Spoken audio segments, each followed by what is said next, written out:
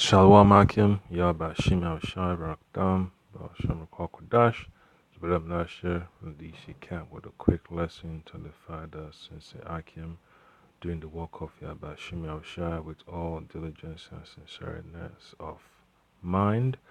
Double honors and salutations to the elders and apostles of Great Stone who rule well. So I just got this quick video, quick lesson to bring to the Akim because this so-called immigration issue that Esau is so pushing to the forefront. It's causing a lot of trouble among Jakes, Northern Kingdom, Southern Kingdom, and then you have the case of England as per the tribe of Benjamin being used as a scapegoat, for the whole deportation process, and oppression. That's all it boils down to. Esau's system is based on oppression. His society is a source of sadness, man. It's a source of sadness to so many Jakes. The curses is just raining heavy. It's raining down heavy on Jakes. I'm just gonna upload this video. You see how much anger in the tone of this MP from England. His name is David Lammy. All right. What can I say to the Home Secretary? That the relationship between this country and the West Indies and Caribbean is inextricable. The first British ships arrived in the Caribbean in 1623, and despite slavery, despite colonization, 25,000 Caribbeans served in the First World War and Second World War alongside British troops. When my parents and their generation arrived in this country under the Nationality Act of 1948, they arrived here as British citizens. It is inhumane and cruel for so many of that Windrush generation to have suffered so long in this condition, and for the Secretary of State only to have made a statement today on this issue. Can she explain how many have been deported? She suggested earlier that she would ask the High Commissioners. It is her department that has deported them. She should know the number. Can she tell the House how many have been detained as prisoners in their own country? Can she tell the House how many have been denied health under the National Health Service? How many have denied pensions? How many have lost their job? This is a day of national shame, and it has come about because of a hostile environment policy that was begun under her Prime Minister. Let us call it as it is. If you lay down with dogs, you get fleas. And that is what has happened with this far-right rhetoric in this country. Can she apologise properly? Can she explain how quickly this team will act to ensure that the thousands of British men and women denied their rights in this country under her watch in the Home Office are satisfied? So there was a point that I came, Quickly. The Moshe is going to make quick readings out of these Edomites, man. Because, they all about making life difficult for Jake. So I'm going to bring out some precepts here. Spell me Akim. Because, there's nothing concrete for Jake to hope on in this society besides the work, of Yahawashi Shai, the holy precepts. That's our inheritance. So I'm going to bring out the book of Deuteronomy, chapter 28, because Jake, from all works of life, from different corners of the earth that travel around to different European countries, they understand that their life is going to hang in doubt, and they're going to catch hell. They're going to face all kinds of oppression, discrimination, assault, murder, theft of wages. It's gonna happen. It's all part of prophecies with the judgment of Yahawashi Shai, and all these folks starting social programs, trying to make changes to legislation. All that stuff's not gonna work. All that standing up in Congress, making your voice heard just because you got voted in. That's not going to make any changes. The real changes come from the Holy Scriptures, from doing the work of Yahawashi Yahawashi. All right. So I'm going to read Deuteronomy chapter 28, and I'm going to see. Let me pull up the appropriate screen. Just bear with me, IQ. So I'm going to read from verse 65. Yes, I'm just scrolling through the curses. This is basically the life of Jake in captivity. You're scrolling through curses day and night.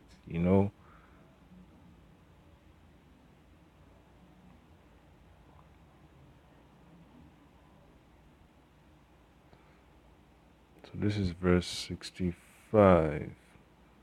So it says, among these nations shalt thou find no ease, neither shall the sole of thy foot have rest. But the Lord Yahweh shall give thee there a trembling heart, and failing of eyes, and sorrow of mind. Because you know how the English brought the tribe of Benjamin from the Caribbean in after World War II, in the 50s, even before that, to come help England rebuild. Britain rebuild. They didn't have all the necessary paperwork. So they just had was just faith in the system of Esau.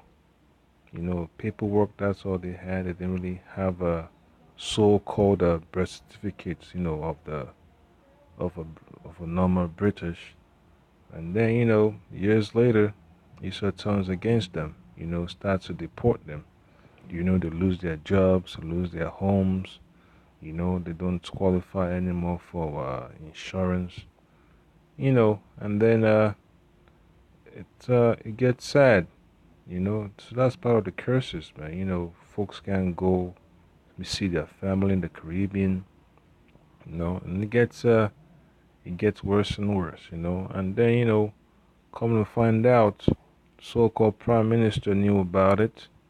So it's like if people have documents, why destroy them? And then you do not put that information to a database to keep track. And then tell the people to have to provide proof that they're English. They've been in the country for at least 10 years or more. You know. So in verse 66 says, and thy life shall hang in doubt before thee, and thou shalt fear day and night, and shall have none assurance of thy life.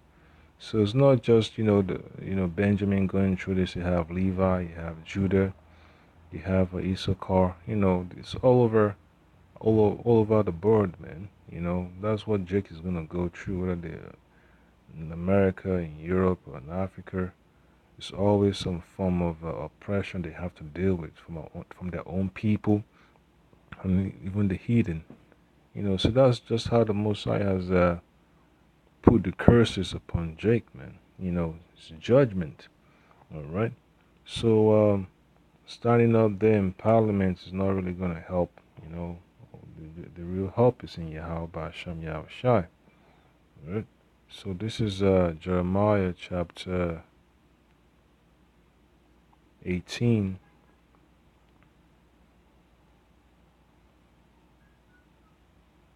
verse 17. It says, I will scatter them as with an east wind before the enemy.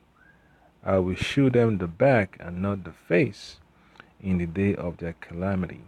So Jake is gonna have a hard time, man. The Most High made sure that his judgments, his punishments were executed. You're not gonna find no love among these heathens, man. You could vote, you could get a birth certificate, you could get a citizenship. That's not gonna bring you happiness. It will be a sigh, a relief. But in the end of the day, man, you're still gonna get prosecuted.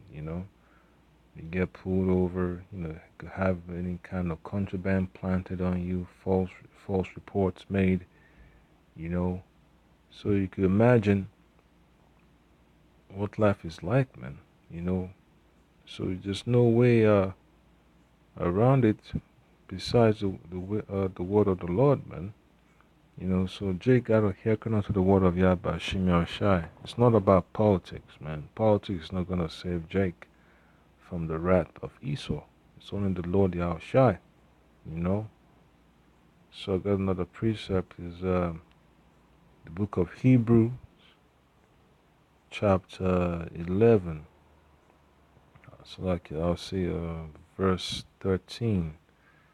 Yeah, there's nothing concrete in Jake to have faith in this society, man. All the social programs, whether it's weak, affirmative action, all this legislation, for better housing, education, it's not gonna bring happiness to Jake's mind, man.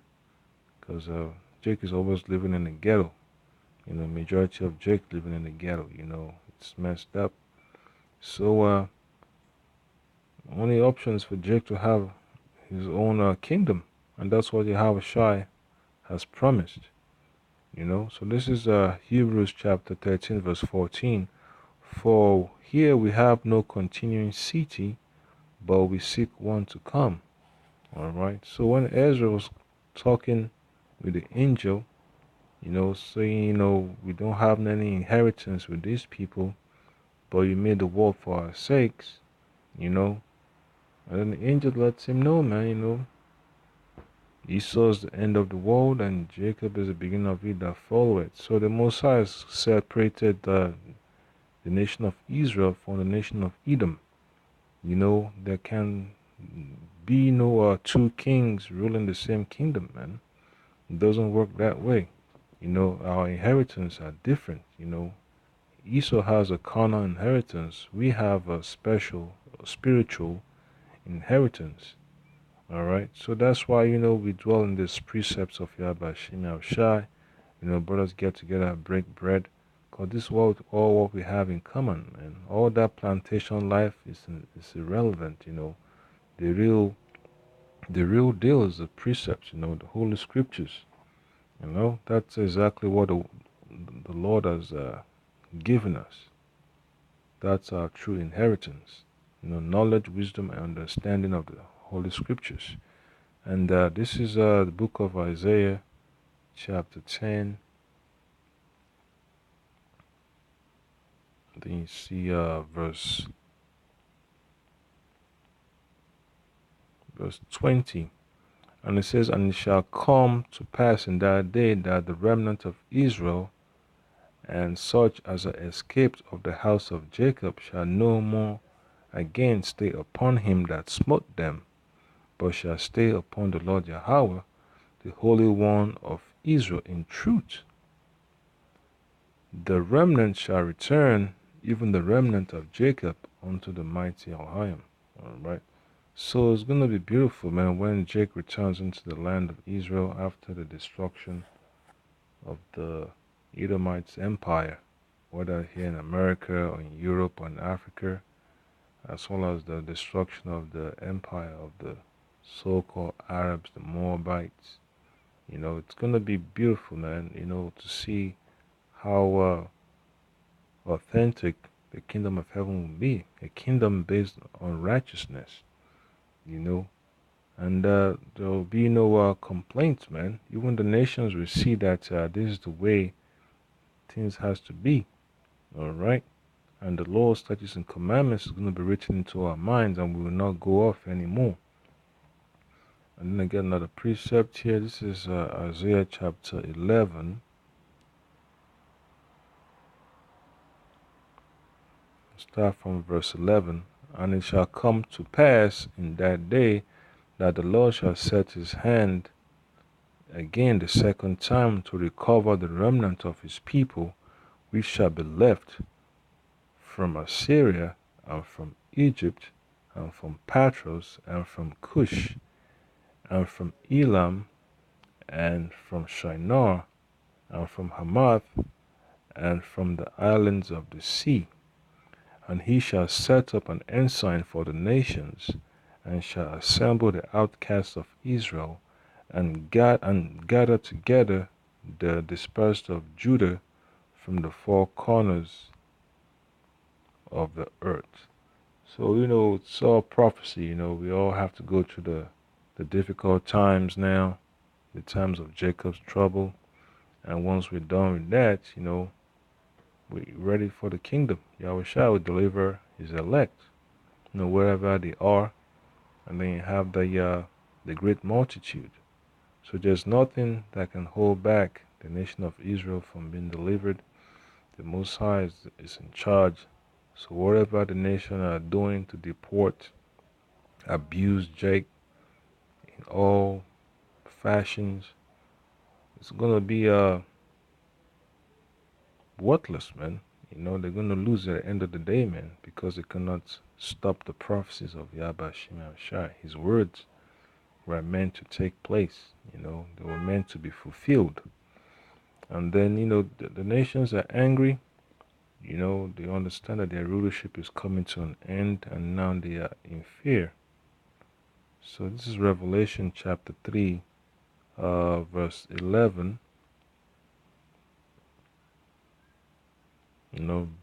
So this is Revelation 3, verse 11 says, Behold, I come quickly, hold that fast which thou hast, that no man take thy crown. Alright, so I can understand, man. The scriptures, the words of Yahawashi is all we have. This is exactly what we deck ourselves with. This is better than gold and than silver, better than fine linen. This is the ultimate attire. This is exactly what we need to be putting on. This is what I call our royal garments. All right, and they can't allow the cares of this world, the fashion of this world, to be dictating how we're supposed to live our lives. We live our lives based on the scriptures of Yahawashi. Verse 12 says, Him that overcometh will I make a pillar in the temple of my power, and he shall go no more out. And I will write upon him the name of my power, and the name of the city of my power, which is New Jerusalem, which cometh down out of heaven from my power, and I will write upon him a new name. So Benjamin, Judah, Levi, Issachar, Asher, Reuben, Gad, Zebulun, the whole 12 tribes wouldn't have to be worrying about their ICE, knocking on their doors in the middle of the night, for deportation, detention, murder, things like that, getting oppressed by the nations. We don't have to worry about that, man. We don't have to be traveling to nations seeking refuge, because our refuge will be sure in the kingdom of heaven. So Drake shouldn't be concerned that much with the cares of this world, man.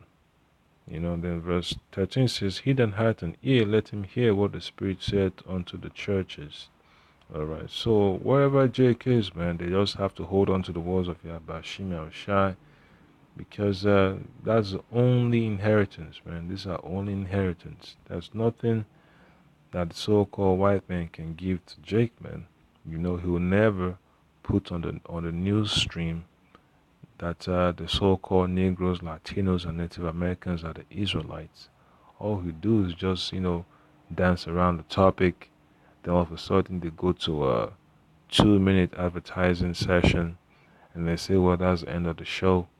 And drop a few hints here and there, but he'll never come out to the front and explicitly say that the so-called Negroes, Latinos, and Native Americans are the Israelites. It's always saying, well, we Americans, you try to put on the whole covering of a different identity upon Jake. And that in itself is a act of terrorism, just like the brother Malcolm from Chicago said. So not able to have your identity is a sad thing. You don't know exactly what you need to be doing. All right, so it's important I can know their true identity, whether they're so-called Negroes, Latinos, and Native Americans, as well as the confusion of faces. The seed of Israel spread among the other nations. Your identity is very important. Without it, you're just a lost ship. You know, so I came in to understand, man. Identity is very important. It's an important topic. Then I get one more last precept here. This is Revelation chapter 21, and then you look at verse 1 all the way to 5. It says, "And I saw a new heaven and a new earth." All right, so the new heaven, new earth represent the new rulership. You know, that's a new Jerusalem, a new earth. So the earth has been refurbished. Has been cleaned up. That's exactly what we're looking forward to. Not this earth, all right, that's been messed up, in this state. Pollution everywhere. Uh, Everything is all jacked up. The weather is jacked up. For the first heaven and the first earth were passed away. So that's the rulership of the Edomites. And there was no more sea. And I, John, saw the holy city, New Jerusalem, coming down from Yahweh out of heaven, prepared as a bride adorned for her husband. So after the deliverance by the chariots of Israel, we will return back to the earth, to rule the world in righteousness.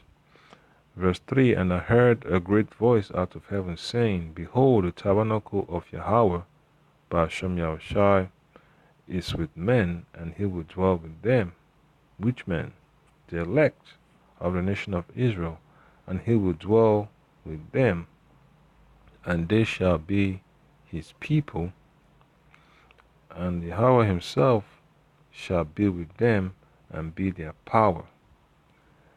And Yahweh shall wipe away all tears from their eyes, and there shall be no more death, neither sorrow nor crying, neither shall there be any more pain, for the former things are passed away." So just you see the election in Zimbabwe. See how the Jakes they are protesting, getting shot by the military and the police. You see all the tears of all the family members being split apart, going from one country to another, trying to make a new living for themselves. Getting caught up in crossfires between different drug cartels, human trafficking. It's messed up, man. That's not the way to live.